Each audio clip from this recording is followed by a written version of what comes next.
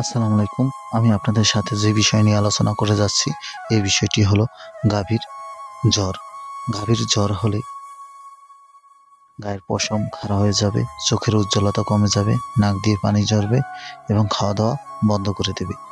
আপনারা যে ভিডিওতে যে গরুটি দেখতে যাচ্ছেন এই গরুটি দেখেন গায়ের পশম কিভাবে খাড়া হয়েছে, তার নড়াচড়ার গতিও কমে গিয়েছে।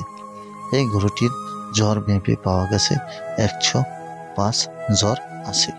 তাই এই গরুটির জ্বরের ট্রিটমেন্ট করতে হবে। এই গরুটির অন্য কোনো আর সমস্যা দেখা যাচ্ছে না।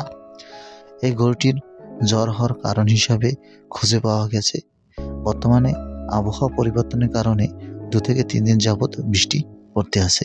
এই বৃষ্টিতে অতিরিক্ত ভিজেছে এবং মাঠে ছিল। এই কারণে আমরা যারা ছেড়ে গরু পালন করে থাকি খামারে, তারা বৃষ্টি নামলে গরু মাঠ থেকে নিয়ে আসতে হবে এবং গরুকে কম বৃষ্টির পানিতে ভিজাতে হবে। তা না হলে এই খামারি ভাইয়ের মতো আপনাদের গরু এরকম অসুস্থ হতে পারে। যদি আপনার গরুকে এরকম কোনো সমস্যা দেখে থাকেন তাহলে সাথে সাথে ট্রিটমেন্টের ব্যবস্থা করতে হবে।